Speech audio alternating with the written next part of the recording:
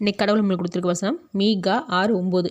கர்த்தருடைய சத்தம் நகரத்தை நோக்கி கூப்பிடுகிறது. ஞானமுள்ளவன் உம்முடைய நாமத்தை மதிப்பான். விளாற்றிற்கும் அதை நியமித்தவருக்கும் செவி கொடுங்கள். இந்த வசனத்தை கொண்டு கடவுள் நம்மகிட்ட என்ன சொல்கிற பார்ப்போம். தேவன் கொடுக்குற எச்சரிக்கையை எடுத்துக்கிட்டு திருந்தி வாழணும்னு தேவன் சொல்கிறாரு. தேவன் ஒவ்வொருத்தருக்கும் ஒவ்வொரு மாதிரி எச்சரிக்கை கொடுப்பாரு. சில சமயம் சில பேருக்கு தண்டனை மூலிமா எச்சரிக்கை கொடுப்பாரு. சில பேருக்கு குத்தி காமிக்கிற மாதிரி வசனத்து மூலிமா எச்சரிக்கை கொடுப்பாரு. சில சமயம் அன்பாக எடுத்து சொல்லி எச்சரிக்கை கொடுப்பாரு. அன்பாக தேவன் நமக்கு எடுத்து சொல்லும்போது அது நம்ம எடுத்துக்காமல் இருக்கும்போது தான் கண்டிப்பு அப்படின்றது நமக்குள்ளே வருது. சில சமயம் தேவன் நம்மளை குத்தி காமிக்கிற மாதிரி பேசும்போது அதை தள்ளி வச்சுருவோம். அந்த வசனத்தை பார்க்க மாட்டோம், படிக்க மாட்டோம். தேவன் நம்மக்கிட்ட பேசுகிறாருன்னா நாம் முதல்ல தேவனோட வார்த்தைக்கு இடம் கொடுக்கணும். நம்ம ஒவ்வொரு தடவையும் அவரோட வார்த்தைக்கு இடம் கொடுக்காம விலகி போகிறதுனால தான் நம்மளால் திருந்தி வாழ முடியாமல் பாவத்தின் வேதனையில் மாட்டிகிட்டு இருக்கிறோம். அப்போ அறிவுள்ள மனுஷனாக தேவனுடைய கூப்பிடுதலுக்கு இடம் கொடுத்து அவருடைய எச்சரிக்கைக்கும் வழி நடத்துதலுக்கும் இடம் கொடுக்கும்போது நம்மளால் இடரல் இல்லாத வாழ்க்கையை வாழ முடியும்.